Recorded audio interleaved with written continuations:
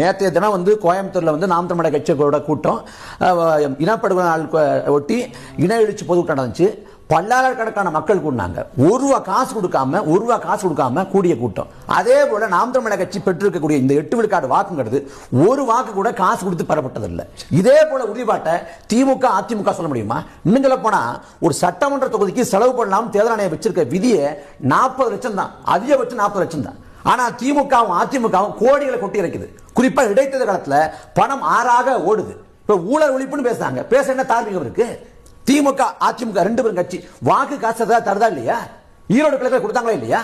இல்ல பாஜக ஊழலை பேசுவதற்கு எந்த தார்மீகமும் இல்லை. ஏன்னா அவங்க தான் நாட்டை ஆடுறாங்க. பாஜக ஆளக்கூடிய மாநிலங்கள ஊழல் ஒழிச்சிட்டாங்களா? அதே போல பொதுவா சொல்லுவாங்க பாஜக வந்து ஒரு வாஷிங் மிஷின் வச்சிருக்கு, அஜித் பவாரை போட்டு எடுத்த உடனே அவர் அப்பல் கட்டவா மாறுவாரு அப்படின்னு.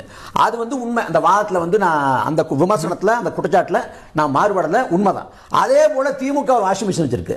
அந்த வாஷிங் மிஷின்ல வந்து செந்தில் பாலாஜியை உள்ள போட்டு எடுத்த உடனே அவர் அப்பல் கட்டவா மாறிடுறாரு. 2016 தமிழ்நாட்டில் பொது தொகுதியில 2 தொகுதியில தேர்தல் தள்ளிவிக்கப்பட்டுச்சு. ஒன்னு தஞ்சாவூர், இன்னொன்னு அரவக்குறிச்சி. அரவக்குறிச்சியில வாக்குக்கு அதிமுக காசு கொடுத்தது, அதிமுக வேட்பாளர் காசு கொடுத்தார். அன்புநாதன் வீட்டுல கட்டுக்கட்டா பணம் எடுத்தாங்க, சொன்னது திமுக. அன்புநாதன் வீட்டுல பணம் யாருக்கு எடுக்கப்பட்டது? அன்னைக்கு அரவக்குறிச்சியில வாக்கு காசு கொடுத்தது யார்? இதே செந்தில் பாலாஜி. குளித்தலை சட்டமன்ற தேர்தல் பரப்புரையில இதே ஐயா ஸ்டாலின் பேசியிருக்காரு, போக்குவரத்து துறையில வேலை வாங்கி தரேன்னு சொல்லிட்டு காசு வாங்கினாருன்னு சொல்லிட்டு. ஆனா இன்னைக்கு செந்தில் பாலாஜி எப்படி அப்பல் கட்டுறதா மாறினாரு? கூடுதல் இன்னொரு செய்தி, இப்ப அதிமுக வந்து அம்மையார் ஜெயலலிதா நிரூபிக்கப்பட்ட ஊழல் குற்றவாளி, மாற்று கருத்து இல்ல. அது ஊழல் கட்சி, மாற்று கருத்து இல்ல.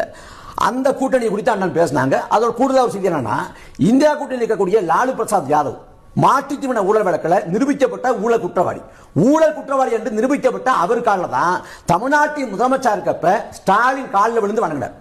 இது எந்த அடிப்படையில் சரின்னு எனக்கு புரியல. அதுக்கு நம்ம சொல்லட்டும். 8%